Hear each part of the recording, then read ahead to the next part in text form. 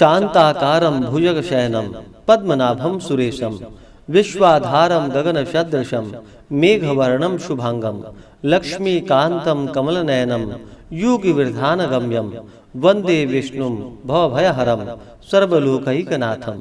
ओम विष्णवे नमः। जय श्री राधे कृष्ण। आप सभी का आपके अपने YouTube channel VK Mishra present में बहुत बहुत स्वागत है। आइए आज आप सब सुनेंगे निर्जला एकादशी व्रत की कथा।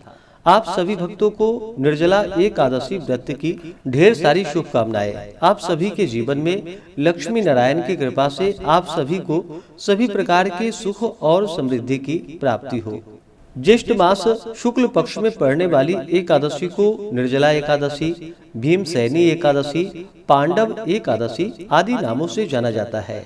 जो भी भक्त सच्ची श्रद्धा के साथ, नियम और निष्ठा के साथ निर्जला एकादशी का व्रत धारण करते हैं, कथा श्रवण करते हैं, आरती करते हैं, व्रत में नियमों का पालन करते हैं, तो इससे व्यक्ति के सभी प्रकार के पाप और ताप नष्ट हो जाते हैं। निर्जला एकादशी का व्रत वर्ष की सभी 24 एकादशियों का पुण्य फल प्रदान करने वाली है। इस व्रत के प्रभाव से स्त्री हो अथवा पुरुष सभी के मंदराचल जैसे भीषणतम पाप नष्ट हो जाते हैं। तो आइए सुनते हैं निर्जला एकादशी व्रत की कथा। अगर आप एकादशी व्रत के उपलक्ष्य में ब्राह्मण दक्षिणा, अन्नदान, वस्त्रदान आदि के लिए देना चाहते हो तो आप अपने श्रद्धा और सामर्थ्य के अनुसार हमें डिस्क्रिप्शन में जाकर के वहां से गूगल पे, फोन पे या अकाउंट नंबर के माध्यम से आप अपने श्रद्धा और सामर्थ्य के अनुसार हमें ब्राह्मण दक्षिणा प्रदान कर सकते हैं। तो आइए सुनते हैं निर्जला एकादशी व्रत की कथा।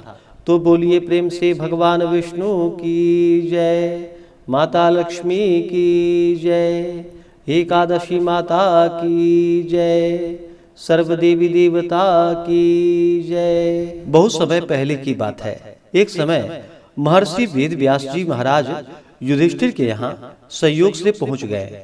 महाराज युधिष्ठिर ने उनका समुचित आदर सत्कार किया, अर्घ्य और पाद्य देकर सुंदर आसन पर बैठाकर षोडशोपचार पूर्वक उनकी पूजा की। जब महर्षि सब प्रकार से निश्चिंत होकर बैठ गए तब भीमसेन ने हाथ जोड़कर उनसे कहा कि हे भगवान, मैं बड़ी आपत्ति में पड़ा हुआ हूँ, दया कर आप मुझको इस आपत्ति से बचाइए। भीमसेन के ऐसे वचन को सुनकर महर्षि व्यास हंसते हुए बोले कि हे भीम, क्या बात है, निसंकोच तुम मुझसे कहो।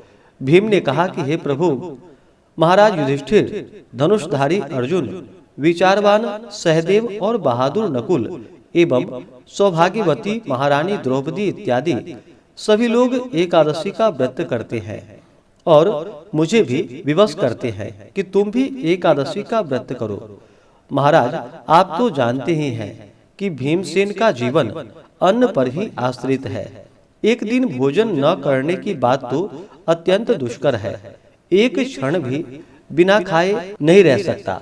तब आप ही बतलाइए कि किस प्रकार यह मेरा धर्म संकट दूर हो। भीमसेन के ऐसे वचन को सुनकर व्यास जी ने कहा, मानव धर्म की संपूर्ण कथा मैं तुमको सुना चुका हूँ, साथ ही वैदिक धर्म की कथा भी तुम्हें सुना चुका हूँ और यह भी बतलाया और समझाया है कि कली काल में वे समस्त धर्म कार्य करना असंभव नहीं तो कठिन और दुष्कर तो जरूर है। अस्तु मानव जीवन के कल्याण के निमित्त मास मास की कृष्ण पक्ष एवं शुक्ल पक्ष की एकादशियों का व्रत अवश्य ही करनी चाहिए। बिना इन व्रतों को धारण किए प्राणी मात्र का कल्याण नहीं होता है। महर्षि व्यास के ऐसे वचन को सुनकर भीमसेन अपनी धर्म भीरुता के कारण बेत के समान कांपने लगे और अत्यंत ही भयभीत होकर बोले कि हे प्रभु, यह तो ठीक है, परंतु व्रत का रखना और भूखा रहना तो मुझे मृत्यु से बढ़कर है, सो भी हर महीने में 2 बार। हे भगवान, अब आप कोई ऐसा व्रत बतलाइए कि जिसमें ज्यों-त्यों कर एक दिन भूखा रहकर ही मैं पापों से मुक्त हो जाऊं। भीमसेन के ऐसे वचन को सुनकर महर्षि वेद व्यास जी ने कहा, अच्छी बात है, मैं तुम्हें व्रत बतलाता हूँ, उसको करो। इस एक ही व्रत का पुण्यफल मास मास की समस्त एकादशियों से बढ़कर होगा। महर्षि के ऐसे वचन सुनकर भीमसेन प्रसन्न हो गए और हाथ जोड़कर कहा कि प्रभु कहिए और शीघ्र कहिए कि वह कौन सा व्रत है। महर्षि जी ने कहा कि यह व्रत ज्येष्ठ मास के शुक्ल पक्ष की निर्जला एकादशी का है। तुम श्रद्धा भक्ति सहित दशमी को सोते समय भगवान को प्रणाम कर उनकी मानसिक पूजा करो और हाथ जोड़कर अपने मन में इस प्रकार संकल्प करो कि हे प्रभु, कल मैं ज्येष्ठ मास के शुक्ल पक्ष की निर्जला एकादशी का व्रत करूंगा।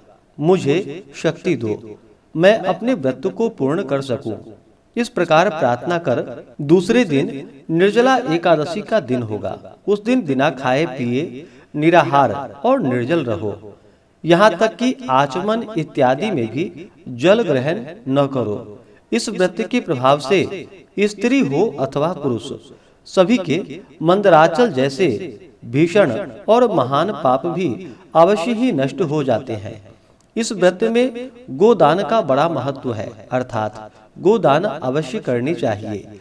यदि कोई गोदान देने की सामर्थ्य न रखता हो तो उसे तांबा, पीतल या मिट्टी का पानी भरा हुआ घड़ा, उसमें थोड़ा सा सोना छोड़कर और उसे नवीन वस्त्र में लपेटकर ब्राह्मण को श्रद्धा और भक्ति पूर्वक दान करना चाहिए।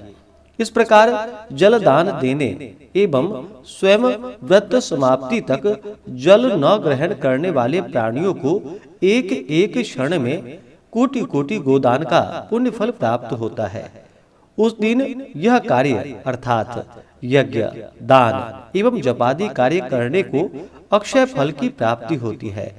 इस प्रकार श्री कृष्ण जी ने स्वयं कहा है, अतः फिर दूसरा पुण्य कार्य करने की क्या आवश्यकता है। विष्णु लोक की प्राप्ति इसी निर्जला व्रत के ही द्वारा हो सकती है। इस दिन फलाहार करना चाहिए। अन्न खाने वाले की अनेकों प्रकार की दुर्दशाएं होती है और वे चांडाल स्वरूप समझे जाते हैं। इस व्रत के प्रभाव से चोर, गुरुद्वेषी एवं हर प्रकार के पापियों का उद्धार हो जाता है।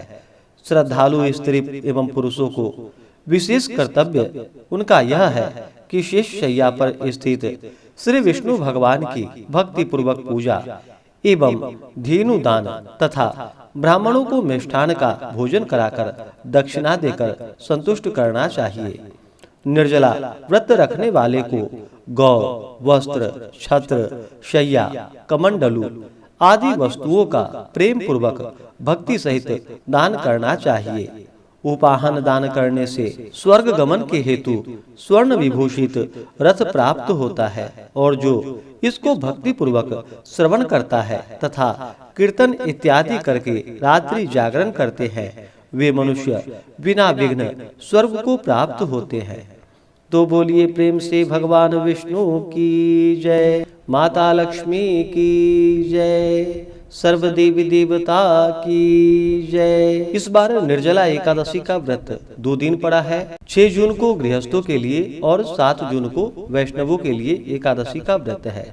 एकादशी तिथि प्रारंभ समय 6 जून 2025 दिन शुक्रवार सुबह 6:34 और एकादशी तिथि की समाप्ति 7 जून 2025 दिन शनिवार सुबह 4:50 पे एकादशी तिथि की समाप्ति है और द्वादशी तिथि की समाप्ति 8 जून 2025 दिन रविवार को सुबह 7:20 पे द्वादशी तिथि की समाप्ति है। हरिवासर समाप्त होने का समय 7 जून को सुबह 11:28 पे हरिवासर की समाप्ति है। तो व्रत का पारण 6 जून को व्रत धारण करने वाले पारण करेंगे। 7 जून को पारण का समय दोपहर 1:44 से शाम 4:31 तक होगा और 7 जून को व्रत रखने वाले 8 जून को व्रत का पारण सुबह 5:25 से सुबह 7:15 तक व्रत का पारण करेंगे। इस व्रत का पारण तिलेन पारणम, तिल से व्रत का पारण है। यह संभव ना हो तो आप जल, फल या तुलसी दल से व्रत का पारण करें। तो आशा करता हूँ कि यह जानकारी आपको अच्छा लगा हो।